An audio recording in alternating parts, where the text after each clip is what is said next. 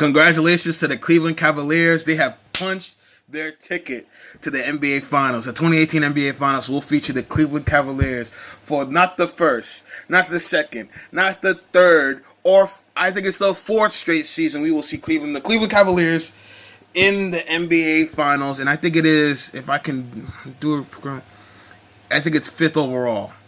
Congratulations to the Cleveland Cavaliers. If we're being honest, I'm not one of those guys that's going to crap on LeBron's teammates throughout the series, despite the fact that they're all inconsistent. That's what a lot of people do. But what I will say is that we are watching the world. We're watching the greatest player of our generation. Now, he's not better than Michael Jordan. Now, if you want to make that argument, fine. But I think your opinion is wrong. Like I said before, like I said in my previous videos, I might agree with you. I mean, you have the right to your opinion, but I also have the right to say it's wrong or it's trash. And he's not better than LeBron James. He's not better than Michael Jordan. But what I will say is this. That was one of the all-time greatest series performances ever. And, honestly, there's a lot of things to go at fault for this. First of all, I don't think they'll win the NBA championship. They can't win on the road. They were horrible on the road all series. But Game 7 showed, and they showed up. And listen, credit to Jeff Green. He had 19 points, 8 rebounds. But listen, bottom line is that we got to give the king his due. He carried this team through he carried his team through a 7-game series. And there's no way you can hate what he's done. It's phenomenal. Like I said before, I'm not gonna come out here and say, oh, he had no teammates, he does it all, and put everybody on their shoulders and say he's a one-man band. No, I'm not gonna say that at all, because at the end of the day, this all stems from LeBron picking his own team. He told the management to give Tristan the max. He's not a max player. Told them to pay J.R. Smith. J.R. Smith's inconsistent and past his prime. So the idea, and plus two, you have an all-star teammate, Kevin Love, who did not play in Game 7. Crazy how they won that game. The game they play on the road without Kevin Love, they won that game. It's crazy, but it's one of those things where it's like, listen, Game 7, he had Kevin Love, and Kevin Love is to me, top 30, top 25 player in this league.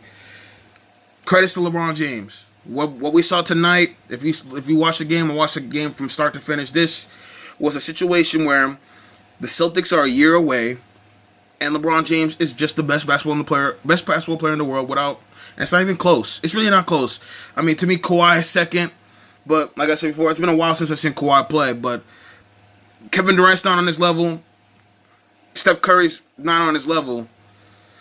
LeBron James, this series is not about LeBron doing it by himself and all that. You can say that, but bottom line was that both of these teams are not that good. I mean, you take LeBron out, this is a lottery team, and a lot of it too is that LeBron pounds that ball so much, and he absorbs a lot of the attention because he is a system that a lot of the guys don't know how to play without him.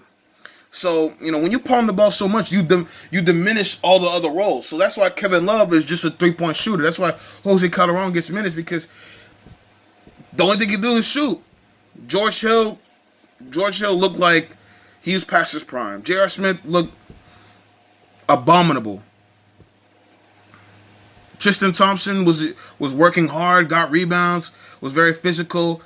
Jeff Green was the second best player for the Cleveland Cavaliers tonight in Game 7. So it's just like, I'm not going to come out here and everybody's going to put this narrative that he carried them by himself single-handedly to the finals. I don't see it like that. I see it as LeBron, and the way the system is, found a way to do it by being the only guy in the series to consistently score, consistently be good. And if you're a Celtics fan, you have nothing to be ashamed of. You know what I'm saying? I'm going to do the challenge very soon. I said you were a first-round exit, and you went all the way to Game 7 of the Eastern Conference Finals. So I will be doing the Cinnamon Challenge very soon. Damn it! But I will be doing it too. But bottom line was that the Celtics were too green for this moment. They were too young, too inexperienced. I mean, this is the reason why you can't trust young teams at this time. 2 minutes left. I would say 4 minutes left in this game. Cleveland has a 3-point lead, and what Cleveland has done is they get to the best player in the world, and they freelance. I mean, it's really ugly. This is not a championship team style offense. They can't score without LeBron on the floor. So they give it to the best player on the team, and they find ways to create, manipulate, and find a way to put a ball in the basket. On the other hand, Celtics just toss it around the 3-point line and they shoot. They live by the 3, they die by the 3. You don't win. You can't win a Game 7 like that, and that's why youth kills. You know, like I said before, you had all these young kids, and the moment was too big for them. Game 7, they saw LeBron and the Cleveland Cavaliers just grinding it out, and they decide, well, we'll just get it all back in one basket. 3 after 3-point shot, after 3-point shot, after 3-point attempt, after 3-point attempt, after 3-point attempt, and it clanked. All of them clanked. Terry Rozier was clanking. Jaylen Brown was clanking. Jason Tatum was the only guy who was making the shots, but he was clanking too. Al Horford was airballing layups. Bottom line was that the moment got too big, and like I said before, this is what I told you guys. Everybody said when Cleveland lost the first 2 games, Celtics in a sweep, Celtics in a sweep, Celtics in a sweep, and Celtics in a sweep. I swear to God, it's the Celtics in a sweep. Then Cleveland won the next 2 games.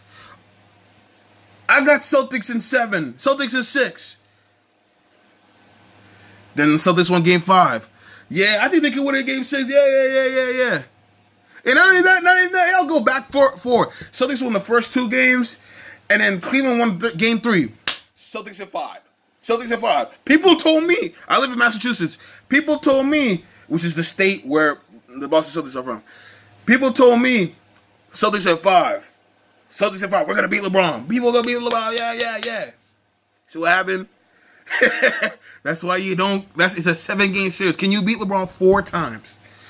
And you couldn't. And you say it was Celtics at 5. Cleveland won Game 4. Celtics at 6. You won Game 5. Oh yeah, we got a Game 6. Once they force it to Game 7, who we gonna take? A system filled with young cats who they're not a closer or the best player in the world. Now I will give you credit. I do believe. Credit has to go to the Boston Celtics. They proved everybody wrong. I think you're a first-round exit. Low-key, you should have been. But I will do my challenge, and I will embarrass myself on the internet. So make sure you subscribe, because of y'all. But best player in the world versus a system with young guys and all that, and you just saw it. I mean, last 4 minutes of the game, LeBron James and the Cleveland Cavaliers, they grinded out baskets. It was ugly. One of the most ugly games you'll ever see. Boston on the other side, tossing threes. They thought they were Golden State for a second. And Golden State doesn't even do that often. But they just toss threes, relied on the 3 ball, just launch it up there. Instead of creating baskets, slashing to the rim, creating for other people, moving, ball movement. What they did in Game 1 and Game 2, throughout the game, they didn't do in Game 7. What they did was they just passed it around, step back, 3. Step back, 3. Contested, step back, 3. Clink, clink, clink, clink. No one could hit a shot. Rozier played hero ball. Tatum killed LeBron. Oh my God. Tatum killed LeBron James. And he stepped up to him. And even then, didn't get the job done. So I'm going to leave you on this. Finals predictions, you already know what it is. The team from the West is going to win this title. But what I will say is this. I keep it biased. I keep it unbiased always. Unless it's my Knicks.